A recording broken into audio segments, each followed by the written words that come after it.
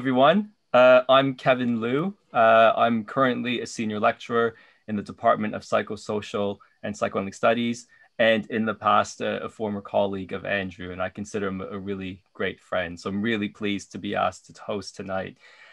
Just to let everyone know, this is being recorded, and a recording will be made available in due course. So for other colleagues who may not be able to join us tonight, please just let them know that a recording will be made available.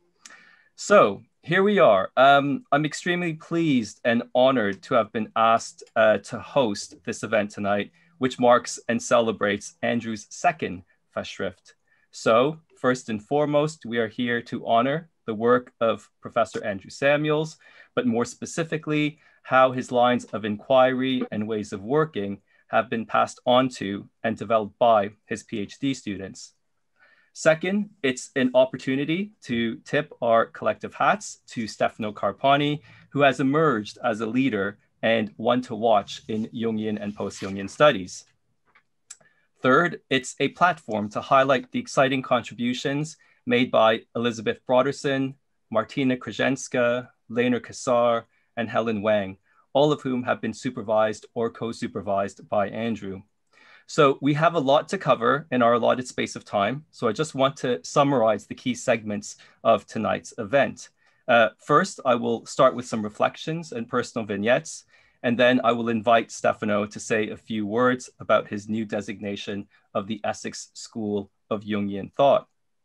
We will then hear from a small selection of Andrew's former PhDs, who will say a few words each about their experience of Andrew as a supervisor. Andrew, the man of the hour, will then provide some reflections and closing remarks. And of course, there will be some time for additional questions, comments, and reflections from our participants to end the night. Now, if you would like to purchase the book, let me just make sure I've got the right link, everyone. I've put a link to a flyer in the chat, and you'll also find a 20% discount code in the flyer as well. And just to note that the Kindle version is an affordable option around £30. So we will do our very best to stick to the order I've indicated, but as we all know, the best laid plans of mice and men often go awry. But let me begin tonight's festivities by sharing some personal vignettes about Andrew and Stefano, which I hope will then set the stage for our other speakers tonight. So in my preface, I noted how Andrew was keen to break any barriers to developing a real relationship with him. He didn't want me to address him as professor, and he wanted me to believe I belonged as a tenure-track member of academic staff and was ready to run the MA Jungian and post-Jungian studies 12 years ago. So it seems ages now, Andrew, that we've had that conversation. He became unofficially my academic mentor. He taught me how to navigate the politics of academia specifically and the minefield of a large organization more generally.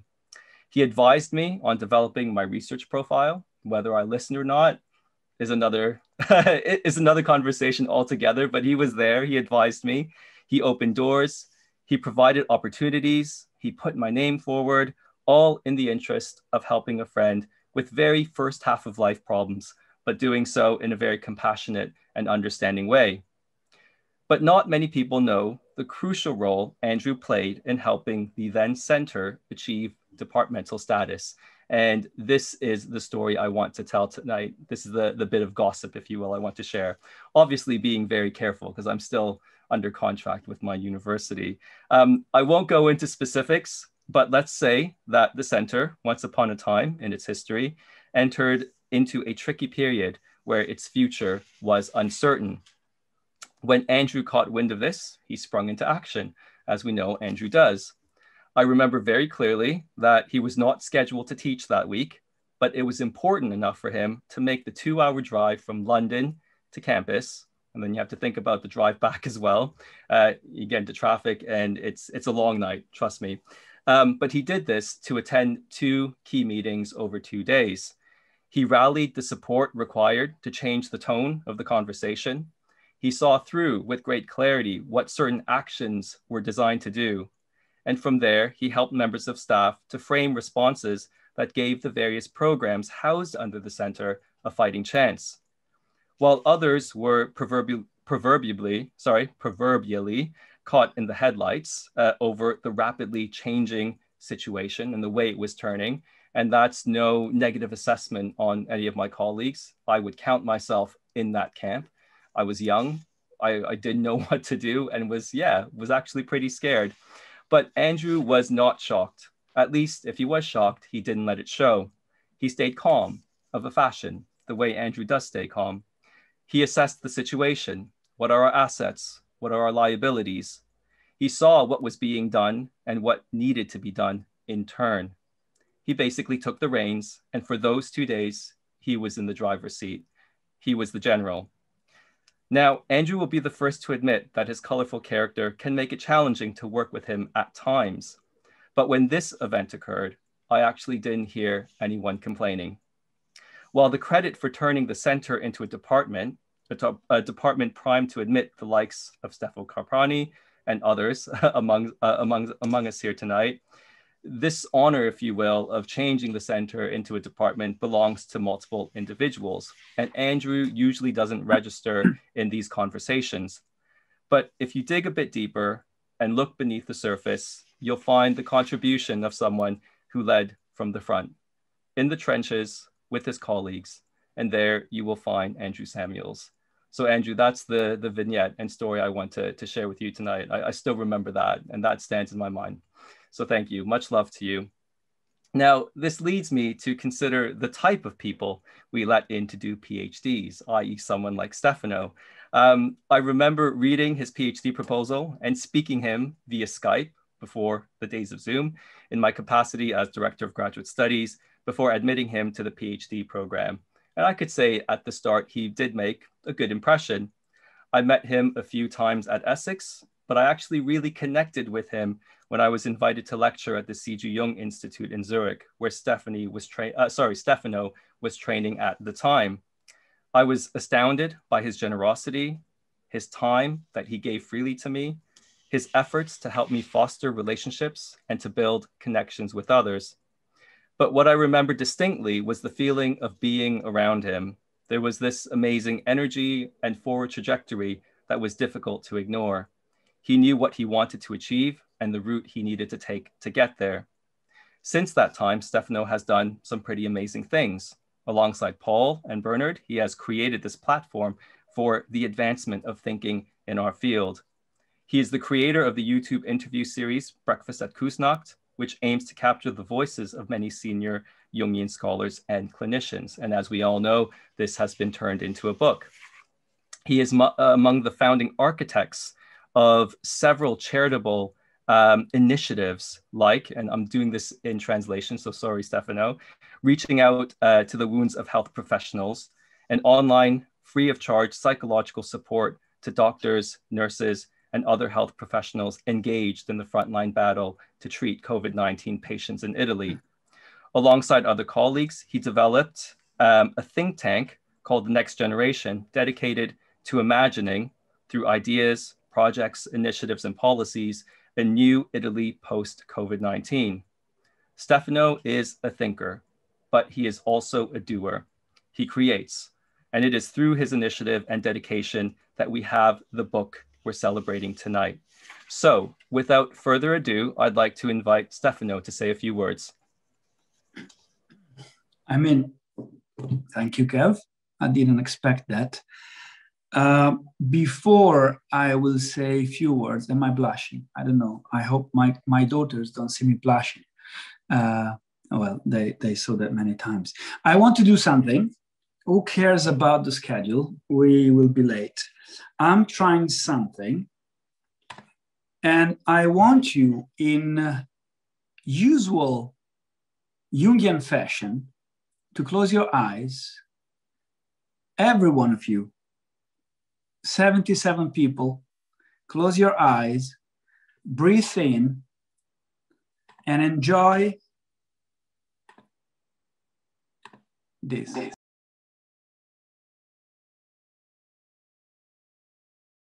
This song is from Run DMC. last year, when with Andrew at Psychosocial Wednesdays, we wanted to actually play a song. He asked me, play hip hop, play rap. And tonight I thought it would be nice to play a song from a band, a duo from the 80s called Run DMC. And actually the title of this song is King of Rock. Isn't Andrew the king of rock? He rocked analytical psychology. He did it since the early 80s with books that are in the history of analytical psychology. But I think what he really did was to shape the next generation. And this book, who is written by his PhD students, is really a tribute to Andrew. Andrew, as the Germans say, doctor father, doctoral father, PhD father. Andrew, and I read from the introduction, wrote about the father in almost all of his books. The plural father, the father of whatever sex, the wounded father as something to be healed, the father's desire to be loved. Therefore, the father as the new man, which he described as a loving and attentive father and a sensitive and committed partner of whatever sex. Well, you know, apart from this, who is Andrew? Andrew is many things, but he's the one that, with Renos, Papadopoulous, created what I call the Essex School. Obviously, there's a link with the Frankfurt School, not only because he's a lefty, but is a type of school, is an example of approaching analytical psychology. Is a particular approach to the study of Jung and psychoanalysis and finds its center of gravity with distinction in Andrew and Renos. Everyone on this book is a founding member of what I call the Essex School. He was the one who introduced the concept of plural psyche. Political psyche, he was the one who started talking about politics. Jungians didn't want to talk about politics. And I think he's the one also who suggested that within the microcosm of an individual and the macrocosm of the global village, we are floated by psychological themes, and that policies and politics embodies the psyche of a people. And he also reminded us that the founders of psychoanalysis felt themselves to be social critics as much as personal therapists. He mentioned Freud, obviously, Jung, Maslow, Roger, Peirce, and the Frankfurt School, Wilhelm Reich, and Fromm.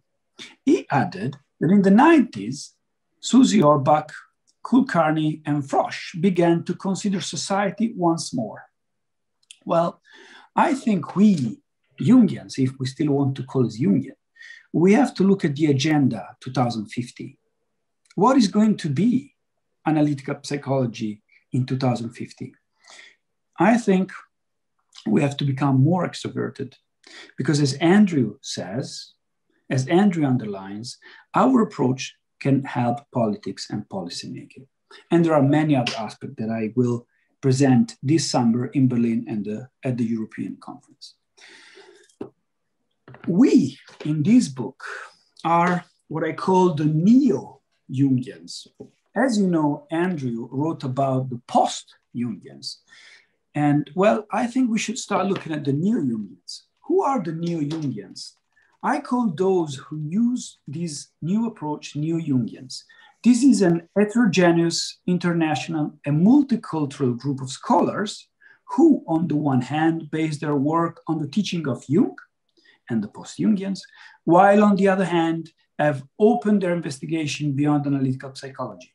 Therefore, the Neo-Jungians are able to balance the teachings of Jung and the Post-Jungians with those teachings coming from other schools and traditions, both within and beyond psychoanalysis, in a mutual and plural enriching exchange.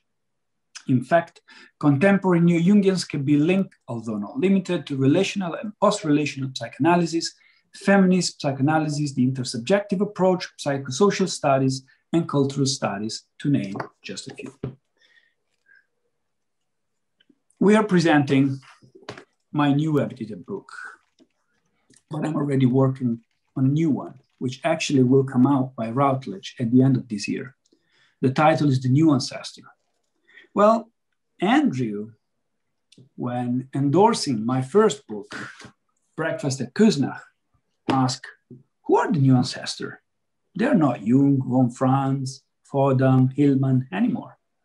So my question is, who are the new ancestor? Well, Andrew for sure, and his generation, Verena Kast, Tom Singer, John Beebe, Ursula Wirtz, P.S. Kogeman, Mary Watkins, and so on, so on, so on. What to add? Something personal. Andrew and I met in April 2016.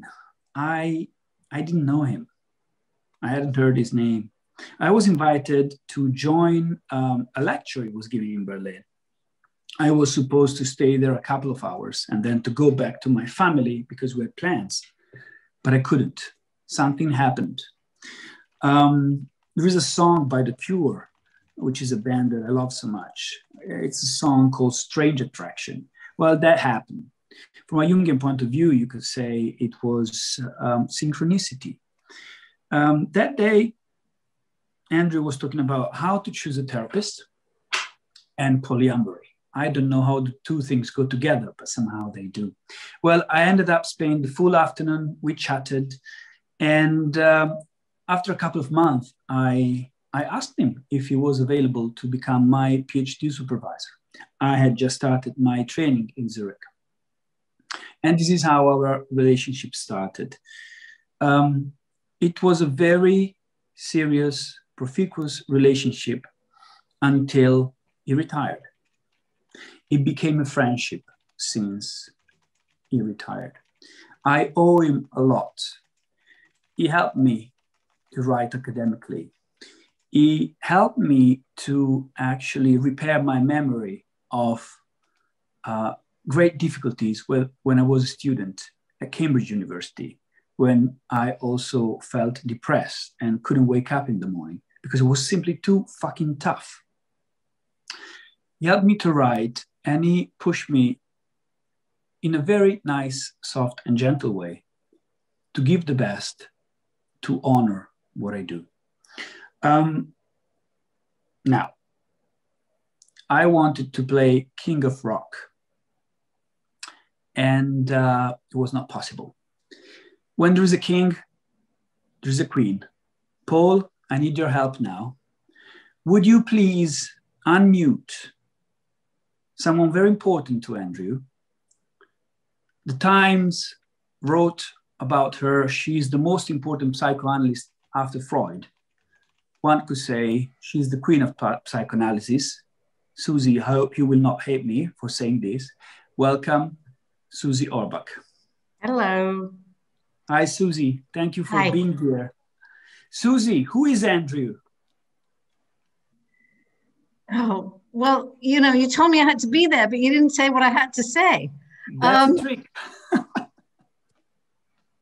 I've known Andrew a very long time. We met in the 70s on various politico-psycho programs or agitations.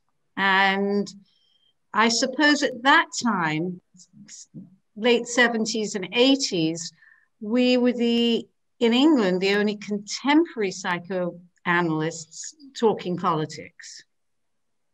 And I suppose I saw us having a sibling relationship. We weren't that close, but we'd always show up on the same platforms all together, and sometimes we'd scold each other.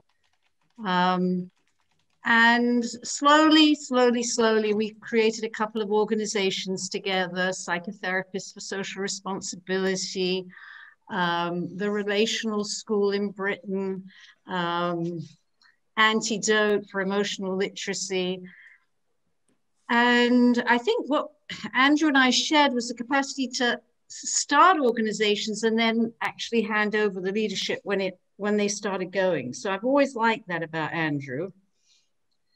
But in lockdown, I guess, I think I want to say this, is that we've become walking friends and very good friends. We see each other every week. So, and Andrew, when we started, was not that fond of walking. And, you know, I'd look at his boots or his shoes, and he'd come in extremely respectable clothes. And I think, nah, Andrew, we're going to be walking to the South Bank, or we're going to be walking to Hampstead Heath. These are walks. And when we started, he'd puff and huff, but he was kind of okay about it. We never ran out of conversation. And by now, I think we're very good friends. And it's really been a pleasure. And I think we'll probably make a commitment to not stop this when lockdown is over. And of course, I admire Andrew in a million ways because he's a trickster and a maverick. But we are contemporaries. We come from very different kind of Jewish families, different class backgrounds. But we are children of this, we're post-war babies of the same revolutionary generation. And we haven't given up on our politics or our understanding of developing psychoanalysis and our responsibilities to do that. So, Andrew, I salute you. Hello and congratulations. Thank you, Susie. I would like... I just want to say something. Yeah. I've unmuted. Can you hear me? Yeah. Mm-hmm. Okay. This was a bit of a surprise. What are you drinking? Non-alcoholic beer. Non-alcoholic beer. Jesus Christ. Yeah. No, look, I learned more from you than any other single person over the years. And I think I'd like to repeat that what I told you on Sunday, which is that I don't have any of your books. Because every time a woman comes into my library, they borrow one and they don't return them. So none of your books, or mostly, they've gone. And I think this says a lot about you. I agree with what the Times said. It's hyperbolic, but it's certainly true. The last thing I want to say is going to echo what you said about me. What I care for in you is that you haven't lost the political edge. You haven't gone dreamy. You haven't gone doddery. You haven't gone materialistic. You are the same political animal that you always were. And I hope I am too. And I hope everybody here on this webinar, or whatever we call it, this Zoom, understands that if you don't have a political position, who are you? Thanks. Yeah. And you can probably go. Susie, thank you so much for being here. Let me share an anecdote. As soon as I started my PhD, or as soon as I started looking at the critical literature review, Andrew said, read Susie Orbach. And that was spot on. I think Andrew's work, your work, Jessica Benjamin, Lynn Layton, Mary Watkins, amazing names. Guys, keep writing. We need you. Keep shouting. And also be generative, like Andrew did, like Susie's doing with the new generation. Surprise are not over. Paul, can you unmute Mr. Tom Singer from San Francisco? Sorry, Andrew, I told you. Tom? Hello. Hi. Yes, hello. Hello. Well, I'm a different kind of Jew. I'm a Midwestern American Jew. So I'll speak from what I call the Meshuggah complex of being a Western American Jew. First of all, the Ethernet is simply amazing that we can all be together, even if we can't play a song together. Here we are, and even more amazing, I just discovered that Tom Kirsch has zoomed in for the other side to join in congratulating Andrew and Stefano for the plural turn, excuse me. We think the title is perfect in describing one of Andrew's greatest gifts to our tradition. He has lent his beautiful mind, his fierce spirit, and huge soul to what I jokingly and seriously refer to as polymorphous diversity. Andrew's polymorphous diversity has been a most important inspiration to me, both in terms of expanding my own range and curiosity, and also in stimulating me to hold on to what is of value to me in the so-called classical Jungian tradition. I was very conscious in my early writings of on cultural complexes that I wanted to offer a compensatory alternative to Andrew by championing perhaps the most classical, or at least the first of Jung's major contributions, his complex theory. And I would say it is perhaps the greatest tribute we can pay to someone when in our admiration and love for them, we both willingly follow them, embrace them, and at the same time attempt to differentiate ourselves from them. I have followed Andrew in his embrace of the plural turn. I've loved him in his great humanity and tried to differentiate myself from him in charting my own course as both a classical and post-Jungian, or what I guess we're now calling the Neo-Jungians. Tom Kirsch joins me in celebrating and loving Andrew, who is a wonderful, wonderful friend and colleague. Thank you, Tom. Thank you very much. Andrew, do you want to say something? Bringing in Tom Kirsch.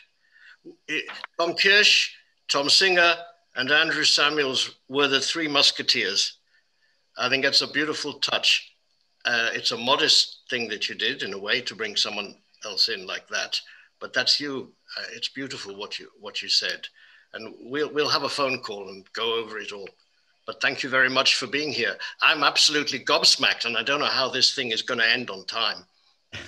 This is not going to end on time. This is my book, your book, our book, and this is a book full of eros.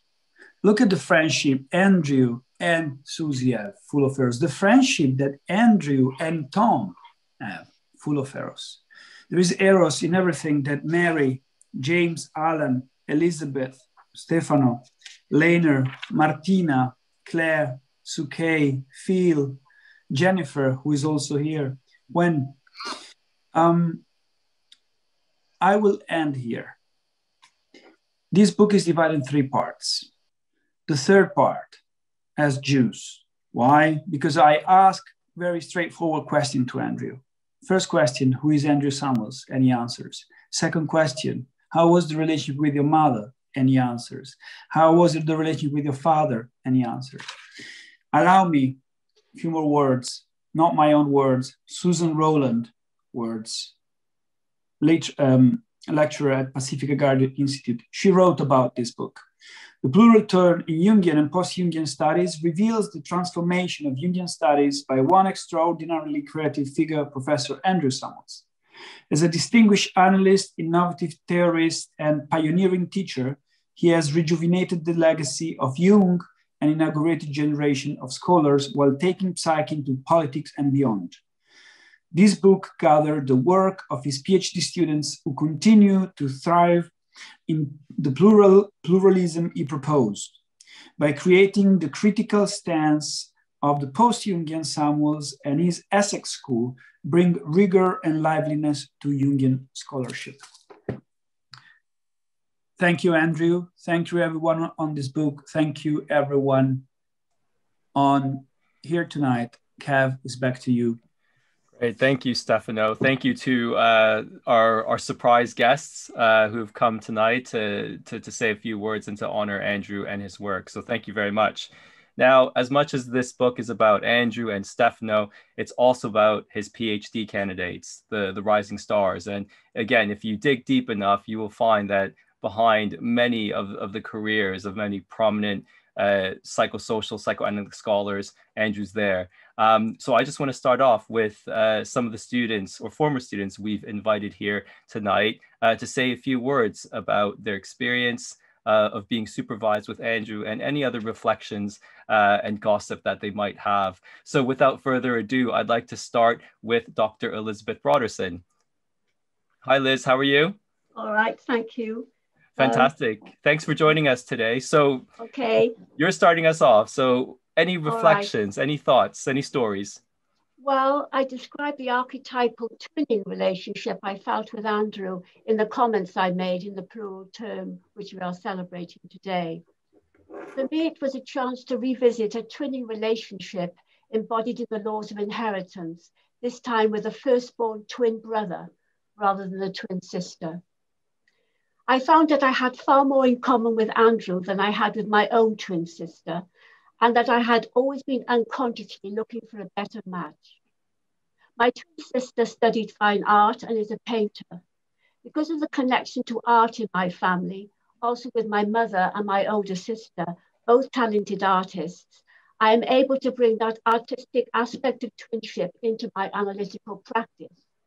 However, what was missing for me was a deeper psychological, analytical relationship where imagination, psychosocial perspectives, academia, and hard work played a role.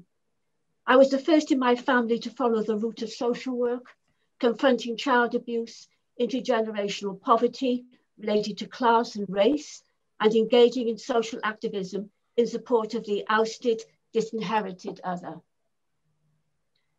I found in Andrew a similar twinning passion. Despite our obviously different personalities, Andrew is a great public speaker, whereas I avoid the spotlight. We are both intuitives. Andrew is an extroverted intuitive. I myself are introverted intuitive. Andrew is a great public speaker, and I'm not. Nevertheless, we both experienced enough inner emotional resonance and similarity to work well together creatively. Even the differences when they arose energized me and spurred me on in my work, and there were some differences. Of course, I don't know how Andrew felt about me personally during the supervisory processes at Essex, but in his professional role, he always remained fair-minded, sensitive, open, energetic, and supportive. I want to thank Andrew for his kindness and tolerance towards me, always giving me enough space to follow ideas, as well as offering me the containment and the well-timed constructive criticisms to bring my PhD to fruition. For me, he was the best possible twinning match as a supervisor for my doctorate. I think it was a twinning relationship, which was so important to me, to find an older twin brother rather than an older twin sister. And that opened up for me a whole world of argument, academia, ideas, which I couldn't get from my family because they were artists, just artists and not academics. So I appreciated that crossover that Andrew gave to me. And I think we had a good relationship. For me, it was always very positive. I had very positive dreams, which helped me during the PhD process when things were a bit difficult.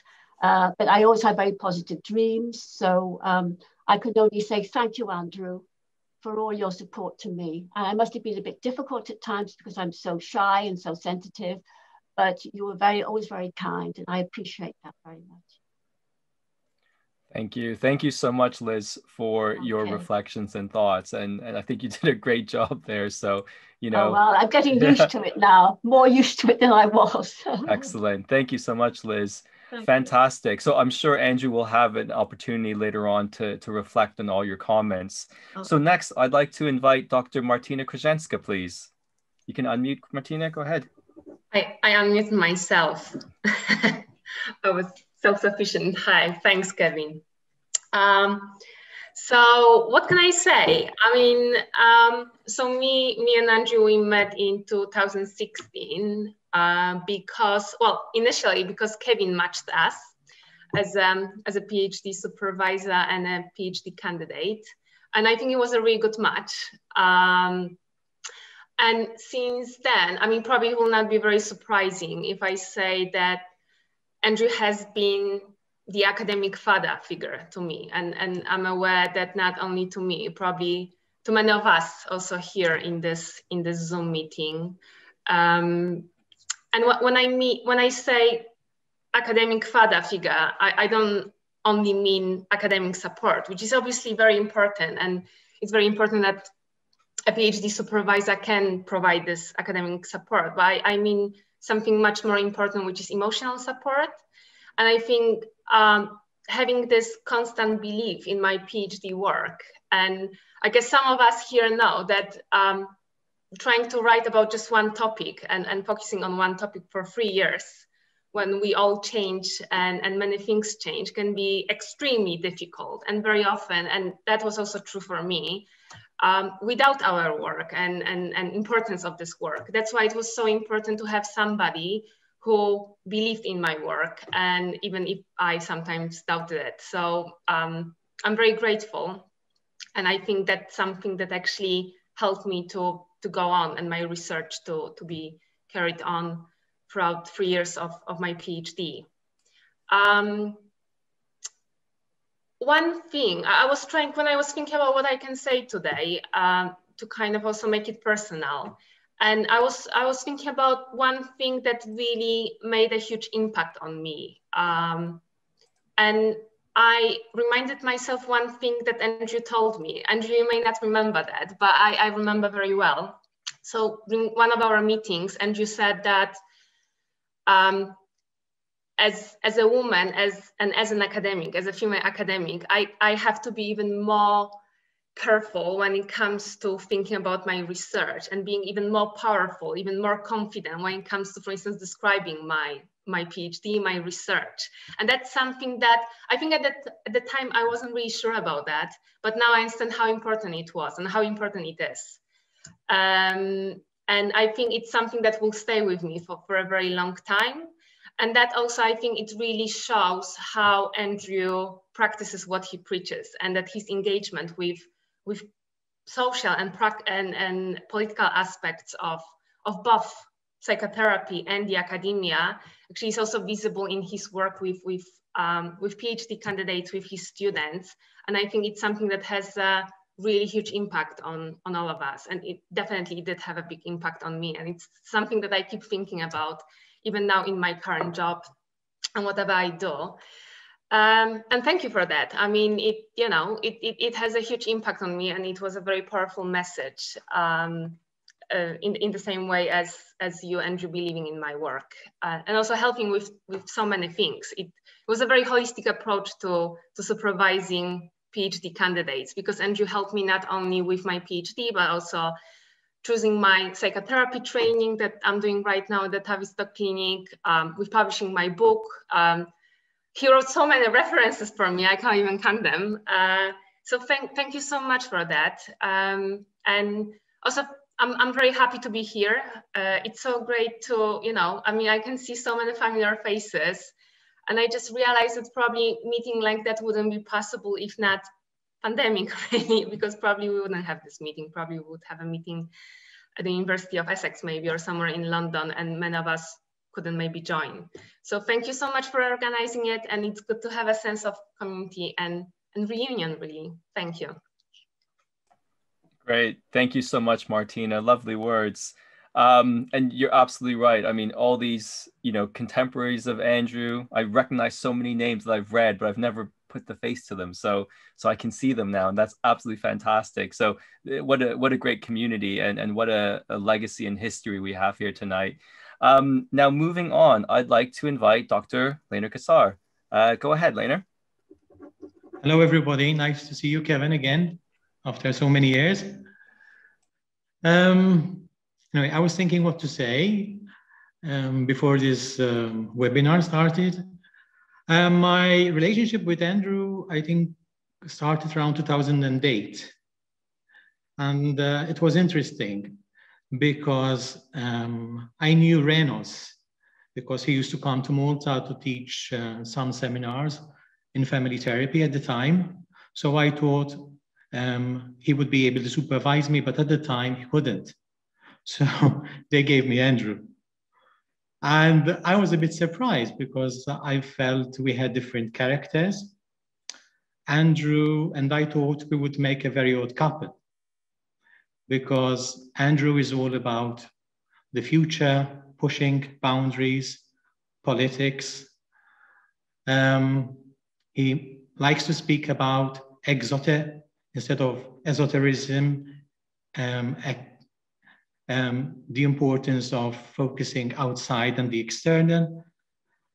And here I come with my interest in interiority and on the past. So I thought, how is this going to work and to be possible? Nonetheless, Andrew warmed up to my work, and I experienced Andrew like a raw, precious stone, rough at the edges, but inside extremely precious. This is the image I have of him. I also experienced Andrew with 3 letters, C, O, P, which are very much in the news nowadays. I experienced Andrew as a challenging coach. He challenged me to think outside the box. He challenged me to deepen my work, to improve my writing style. However, as well, he challenged others and he defended my work in my yearly kind of examination meetings with other supervisors, and I really appreciated that. I experienced Andrew as open, as I said, even though my work is a little bit different. However, he was open to the interest in the past. And through this work, he helped me also develop the idea, and in some sense, through a focus on the past, in a way, I also found Andrew's voice, because in speaking about some people, some practitioners who were not known, in a way, he helped me also develop this dialogue, this historical dialogue with personalities which were not known. And to some extent, Andrew liked and encouraged us to be promiscuous as Jungians, that is, to dialogue theoretically with other schools of thought. And in my work, this is what I was trying to do, to dialogue and to deconstruct active imagination together with a different French approach. So I felt that in this way, Andrew was also helping me and encouraging me to open this work to a different audience. The last letter is prospective. He had a prospective attitude. He saw where my work could arrive. And in fact, he helped me develop one approach. I deconstructed the classical approach of active imagination, and he helped me create a new methodology, which I call Jungian imaginative movement therapy, in which active imagination can be practiced relationally using the visualization modality. And I think I owe this to Andrew, because he saw, he believed that this could lead somewhere. And as you know, Andrew likes to challenge, to see things differently, and to deconstruct. So again, these are the 3 letters which I chose for him. Yes, like a cop, he offers security, and also, of course, he can evoke a sense of security, but also in the beginning, I felt a little bit daunted by him.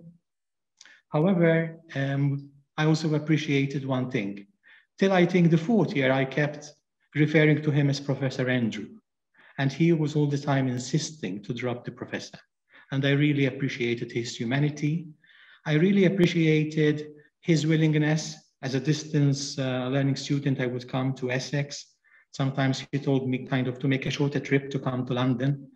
I appreciate his informality, his relaxed style, where we could talk. I remember once opening his door and his dog, Bomba, he mentioned the barking dog in the beginning, kind of coming to greet me. And I also remember one important episode which touched me.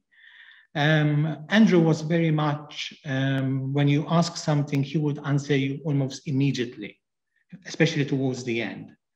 And at one point, I think he was in Greece and he had an accident. I don't know, I don't remember, but definitely he was injured, and he still was answering me and writing me and correcting my work and telling me how to improve my work.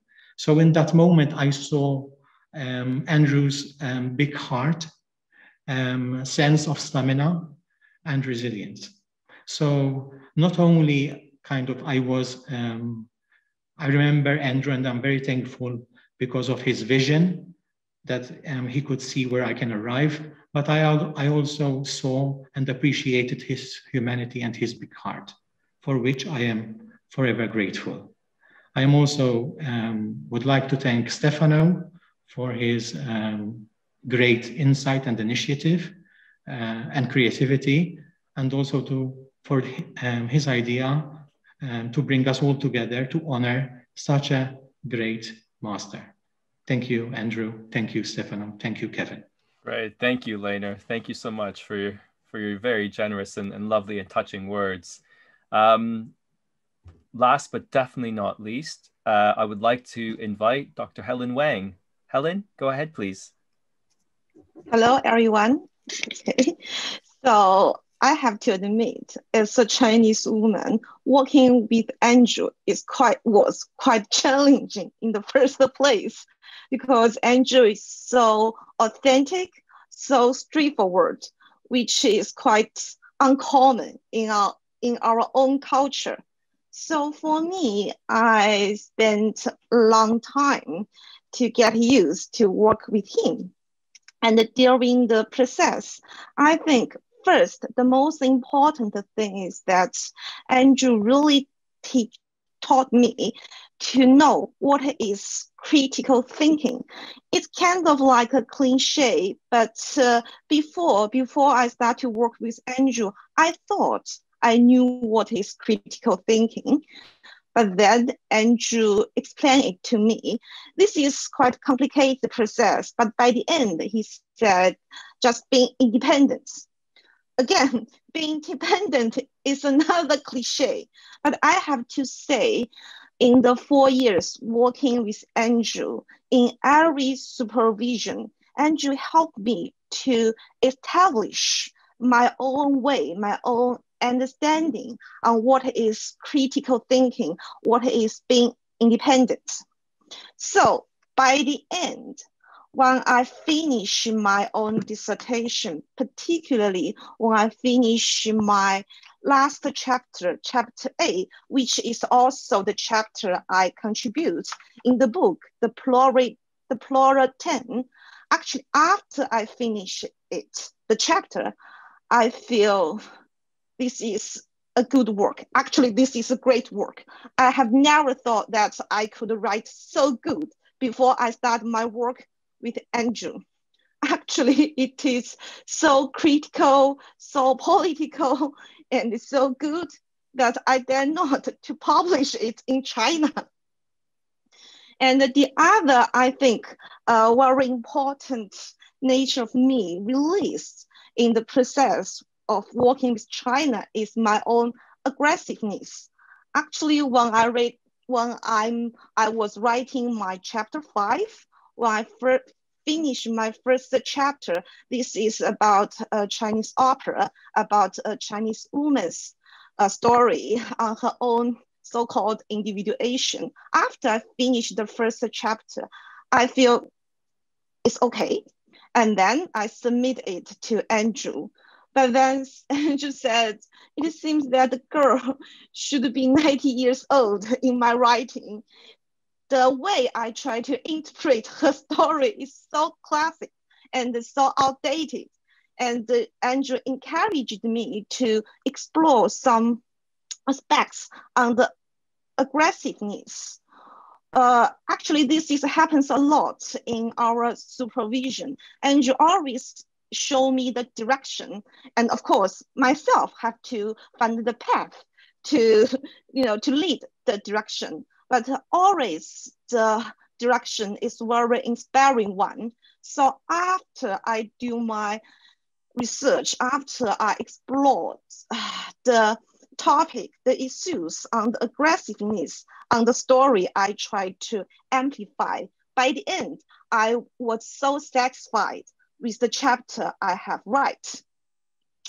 And after I finished the chapter, the aggressiveness stay on me.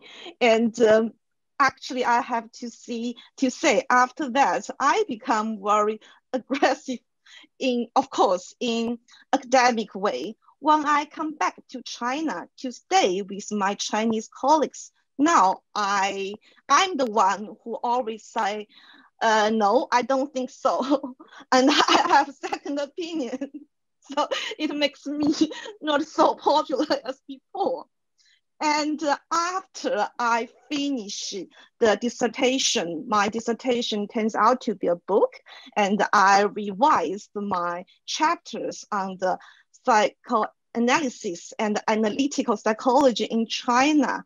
I reworked these chapters, and now it is so, again, as I said, critical, from criticize of what they have done in China, seems quite aggressive, seems to be quite aggressive. Now, I dare not let my Chinese colleagues to read these chapters. So I guess this is quite transformative process for me to working with Andrew, because I guess this is a process I gradually found my own voice with the assistance with Andrew. And I don't care about others' opinion as before. So for me, still, I have to say, as I already said, Andrew is the most inspiring teacher I have ever made. So without you, I would never write a so good dissertation and a so good book. So thank you, Andrew. And thank you, Stefano, giving me such opportunity to express my true feelings towards Andrew. Thank you. Right. Thank you so much, Helen. And, great words. And I'm sure many people here have those same sentiments, but obviously such a special relationship for you. So thank you so much. I'd like to hand over now to the man of the hour, Andrew Samuels, to say a few words and just to reflect on some of the comments made tonight. Andrew, go ahead, sir. Thank you. I appreciate everybody who's contributed, and I also appreciate the faces I see who could have contributed, but we couldn't include everybody, I guess. I particularly want to say something about Kevin Liu, with whom I did a lot of co-supervision of PhDs. I think only one is represented here because maybe the others haven't finished yet, Kev, I don't know. But this was a great experience towards the end of my time at Essex. And I would say that Kev was my Essex buddy. And I'm terribly pleased that he's been the compere for this evening. He has a fine mind. He's a brilliant lecturer. I mean, truly brilliant lecturer. And he is not stuffy or boring or that kind of academic at all. So thank you, Kev. Stefano is actually in some ways one of the most interesting figures, that he shoots across the heavens like a comet. He has a book for every day of the week almost, and they're good ones. They really are. And I owe him a lot, especially with regard to this second festschrift. It's really been something. So I'm not going to comment directly on all the other speakers, but I wanted to say something about those two guys. Now I would like to try to say something that will be of interest generally. When Renos and I started PhDs at the University of Essex, we decided that they would not be clinical PhDs. They would not be clinical psychology type doctorates, not PsyDs, nothing to do with practice unless the candidate wanted to do it that way. this was a brilliant idea, but it also caused a difficulty, which is what I want to talk about. There are 12 people involved in this book, and nearly all of them are not only holders of doctorates from a top university, they are also clinicians at various stages of training, but most of them are actually qualified clinicians. So what does it mean that we have academic PhDs held by clinical practitioners at the same time? Is it a good thing? Is it a bad thing? I don't know, but it's something that we need to discuss, and we haven't discussed it enough. And so I developed the idea of the all-rounder. In America, sometimes this is called the all-arounder. In cricket, it's somebody who both bats and bowls. In baseball, it's somebody who both pitches and hits. Now, the question is, can an all-rounder really be as good as somebody who specializes in one or the other of the two options? In other words, can a clinician who is also investing her life in an academic track, a PhD, can she ever be as good a clinician as somebody who is not held back or diverted or preoccupied or has her energy sapped as somebody who is doing nothing but clinical work? And what about academics who are clinicians as well? Are they really going to be top of the line scholars? How can they be? They have practices, they have preoccupations that come with practicing. So the all-rounder, the one who is both academic and clinical, may have to live with the sad and difficult fact that they are not as good as any one of those two things as many people they know. Not as good therapists as therapists they know, not as good academics and scholars as academics and scholars they know. What I'm trying to do at the moment, as I reflect on my years, is to say this is an invitation to a kind of good enoughness, that the all-rounder who is both clinical and academic will never be more than good enough, and that's a very good thing. Why? Because clinical perspectives bring something to academic life, and academic rigor and scholarship changes the nature of the clinical encounter, especially the therapist's relation to theory. This is not a plea for modesty. It's a plea for understanding that bothness, all-arounder, brings something important with it. I'd like to broaden this from the field of academics and clinicians to say something about the relation between emotion and thinking. You see, out there in the world, and it's still true, we have two horrible, insulting projections. Academics don't feel. Clinicians don't think. But the good enough all-rounder destabilizes and challenges those extreme projections. And I think this is very important. Why? Because, as I say, it has something to do with more than the university clinical field. It's got a social aspect to it, that people can have heart and head, that it's worth it in society and in culture to try to inculcate the bothness of being an all-rounder between rational and less rational, between intellectual and emotional ways of being in the world. Now, this social observation, which comes really from the university, actually, because the clinicians come to the university to do doctorates, and that's what we're talking about this evening. This is an expansion of the social role of the university in the direction of changing the definition of knowledge.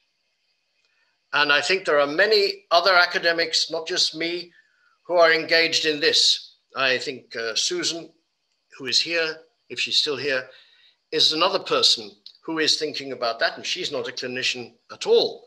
I'm not as good an academic as Susan, and that doesn't matter me one bit. So to pull it all together, thank you. I wanted to say, I can die happy. But the problem with an event like this is it makes you feel you're already dead.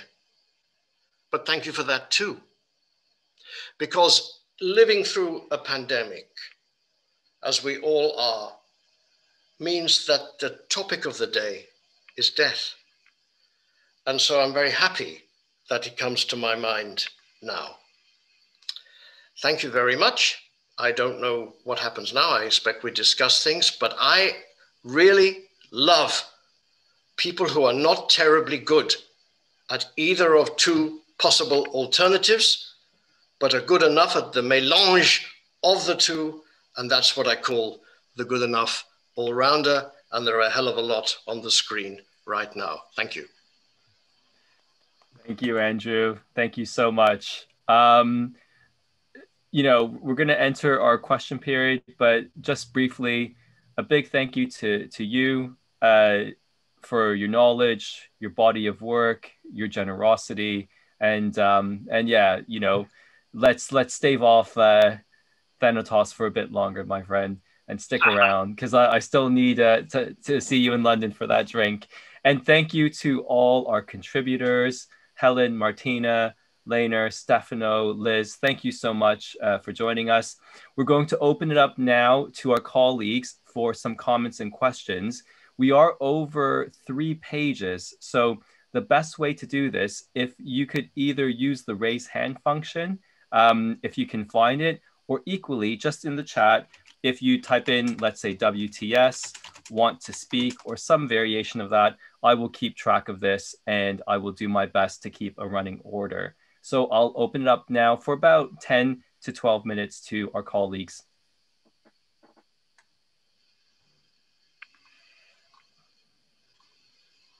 Okay.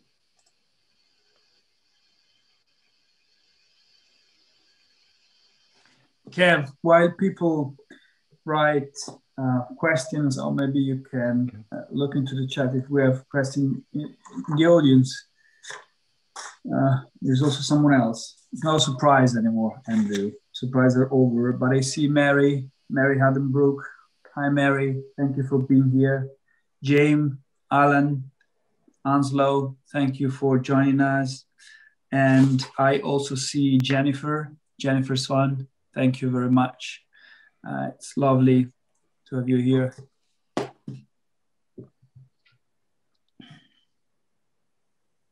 Do we have questions? If not, I have a question. Stefano, go ahead. Andrew? Yeah. You there, Andrew? Yeah, I'm here. I don't know how people are supposed to ask questions because... No, it's impossible. I have another question for you. Those instructions were so bewildering. They're supposed to raise hands and speak. I don't know. Anyway. No, don't worry. So whoever has a question, just write it in the chat.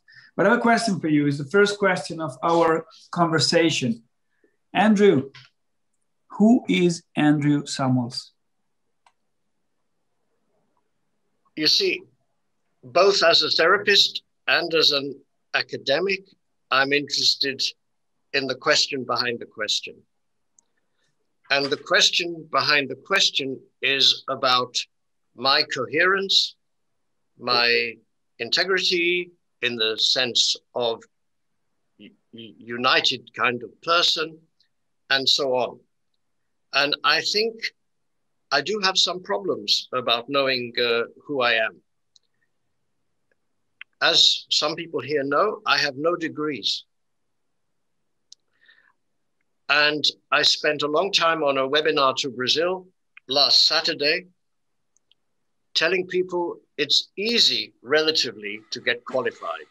I mean, it's not if you don't have money, if you don't have the right kind of background, but broadly speaking, it's easy to get qualified. How difficult it is to get unqualified. How to de-skill, how to unskill. I mean, I've lost count of the number of people in clinical supervision where the conversation is about unskilling, putting aside what you learned. So for me, realizing that I am extremely uneducated guy, especially when it comes to philosophy. This is a really important thing. Does it mean I idealize universities? Well, maybe I did when I started. I certainly fucking didn't by the end, believe you me. Nevertheless, it's part of this. It's part of what I think your question has lying behind it. And I don't think I can be the only one here.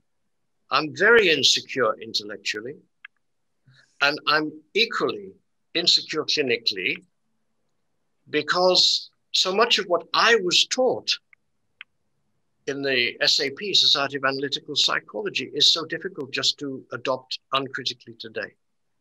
That's my answer to your question. But I think the hosts need to explain to people how to ask questions, because I don't think people got it. People can write question in the chat box.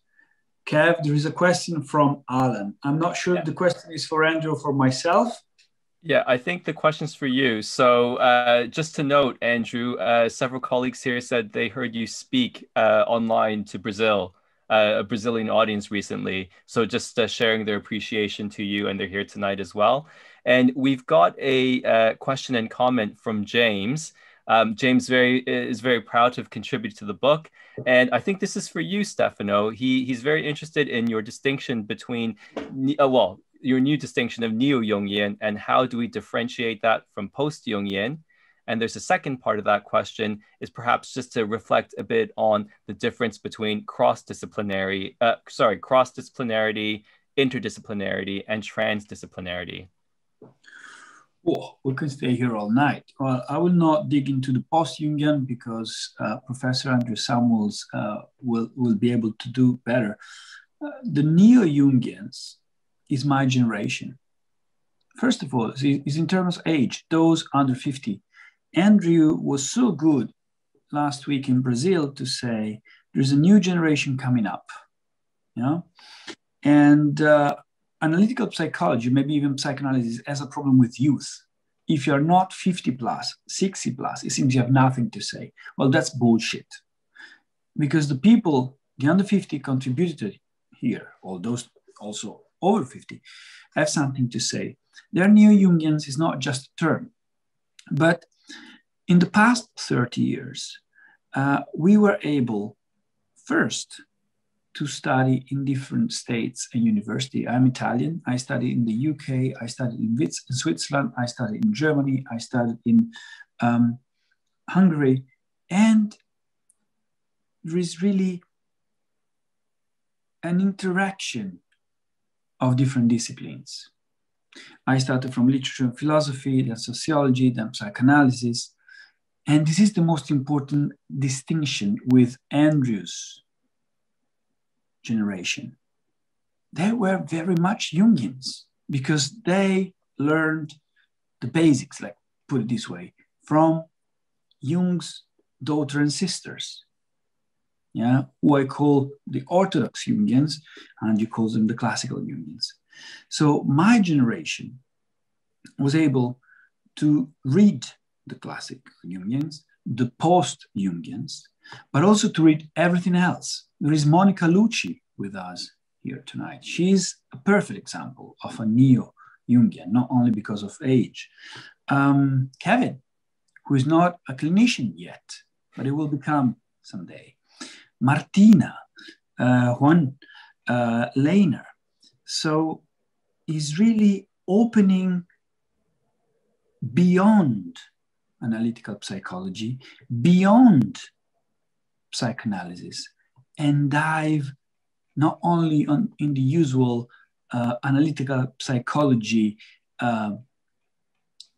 drawers of mysticism, Gnosticism, alchemy. No, is everything. This for me is the difference, but I said it before, you know, Neo-Jungians are able to balance the teaching of Jung and the Post-Jungians with those teaching coming from other schools and tradition, both within and beyond psychoanalysis in a mutual and plural enriching exchange. Neo-Jungians perhaps don't talk anymore about archetypes. It's beyond archetypes, yeah? And we're very critical. The other day, I was chatting through WhatsApp with some colleagues, former students like me in Zurich, and I said, I feel sometimes we are little and old school. And they said, what is little? Who is old school? Well, little is the Zurich See. Lake Zurich is small. The ocean is big. And we're old school if we don't read beyond Jung. First, we have to read Jung. Then we have to read the Post-Jungians. In parallel, we have to read everything, everyone else. This is what Andrew helped me with. While I was training in Zurich, I was also reading everyone else. I'm not sure I answered you, Alan. Andrew, do you want to add something? No. Good. Great. Thank you, Stefano. Thank you for your question, James. John, Andrew, just a quick comment from our good colleague, John Izod. The event in Brazil was exhilarating, one of the most exciting events of my life. Thank you, thank you. So if we missed it, I think there is a link that's being circulated on analysis and activism and the IAJS discussion list as well. So for those of you who've missed it, there will be an opportunity to catch up on that. I can send it out again. It appears to disappear. That'd be great. Thank you, Andrew. Excellent. So we probably have maybe time for one more question or comment, if anyone would like to put that in the chat. Can I ask something? Yeah. And I don't mind if people unmute and speak. I want to ask Juan, Martina, Lana, and Liz, what is it like to be all-rounders? What is it like to have academic PhDs from a very academic, social science-oriented university and be therapists? This is what I would like to hear you talk about, especially Juan and Martina, who chose to become therapists during the period of doing their PhDs. Lana and Liz were well established. But this would be very interesting, because although I have this idea about the all-arounder, I haven't really heard anybody talk about it. So it's also a way to get the four other speakers into the evening. Yeah, I mean, I think, I was thinking about that when Stefano was speaking, because I was wondering, and maybe it's also a question to Stefano and at the same time comment, because I think there is a link between these two things. I was wondering whether I would identify myself as a Neo-Jungian, and I realized that I'm doing my training at the Tavistock in a very kind of Kleinian institution. And I don't have an answer to it. My first reaction is, no, I don't identify as Neo-Jungian, and I'm not sure what it would actually mean. But maybe there is something about that I haven't really realized yet, that maybe it is also about being Kleinian, Jungian, Freudian, and maybe all these terms will not make any sense soon, maybe in 20, 30 years. But to answer your question, Andrew, I think a little bit also what Juan said, critical thinking about psychotherapy, I believe, can actually make a very good therapist. And this is something I learned from my PhD. I feel like I did it in a kind of wrong order in a way. Sometimes I feel like I should do my training first and get my qualifications and then actually being critical about psychotherapy. But that's why it was so important to have your support as a clinician, maybe, to kind of make sure that I was on track. And now I feel like I'm doing something that I can actually check whether what I wrote in my PhD actually can be practiced. And somehow I feel like I should do another research about the same topic, about space, but now from a more clinical perspective, not so much academic. And it may actually happen. Yeah. It's on my agenda. So most likely it's something I will do in maybe quite near future. So that will be my answer. Probably it's very different for Leiner, Huan, and Elizabeth. Thank you, Martina. Helen, did you want to comment then? Okay, actually, before I applied for my PhD, I had already worked in a hospital for 5 years, and I worked very hard in our hospital. So before I applied my PhD, I have already have 5,000 hours of clinical practice. And I realized that I got a lot of raw materials, a lot of stories, many emotional or the feelings I get from my patients. And it makes me feel actually, back to that moment, I feel that I'm in a chaos. I have so many raw materials, and I figure that there is something behind it, but I don't know what exactly it would be.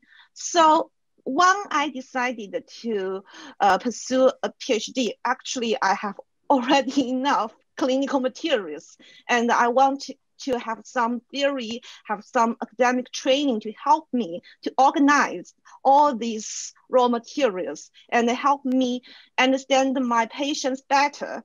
So in my PhD, I have write a clinical case study. Actually, both the case was from my past work, and actually both of them are the failure in my work. But during my study, I feel that it's a good opportunity for me to process what happened before in my clinical work. And after I finish my PhD, I feel I get a better understanding, not just to that 2 cases, but also to my other patients. Back to what I worked them in China. And then now, after I finished my PhD, currently I have get trained in the SAP, try to be a psychotherapist in UK. And I realized that when I attended our seminars or our group supervisions, what I have learned from my PhD and what I used to process from my old cases helps me to get more deeper understanding and contributes my own thinking and my own understanding in my current seminars and group supervision. So I guess these 2 processes for me, the clinical part and the academic part, both of them are very important. So it is very difficult for me to imagine if I lost one of them, what my career or what my life would be. Thank you so much, Helen, for your reflections. Now, everyone, we are approaching the end of tonight's festivity. So I just want to take this opportunity again to thank, from the bottom of my heart, Andrew Samuels for everything that you've done for me personally, for our PhD candidates at Essex, but for the field in general. So thank you so much, Andrew. And I want to thank all our attendees tonight and all our contributors. And I've just got 2 final announcements to make before we sign off tonight. So first, just to let you know that Professor Renos Papadopoulous will be the next speaker on the Psychosocial Wednesday series, and that's on May 12th. So just mark that in your calendar, and let's continue with the Essex tradition with Renos coming on May 12th. And a final note, and a very positive note to end on, Paul informed me that this is the 1-year anniversary for Psychosocial Wednesdays. So I really think, alongside sending our love and thanks to Andrew, to all our contributors, as a collective, we need to thank Bernard, Stefano, and Paul for creating this space. So I don't know, Paul, if we want to unmute for the applause, we could do a virtual applause, but I think that sentiment is there. So thank you so much. Thank you so much. We'll use your applause to stand for all. Excellent. everyone, it's been an absolute pleasure to see you all tonight, and we hope to see you again in future. All right, Kevin, one more thing. Yes. Buy the damn book. I have 3 daughters and a lot of expenses. Buy the book. The Kindle is cheaper. Buy the Kindle. If you're rich, buy the hardcover. Use the 20% discount offered by Routledge. Till the next book. Oh. Thank you, everyone. Ciao, Andrew. Good night. Oh, ciao, everyone.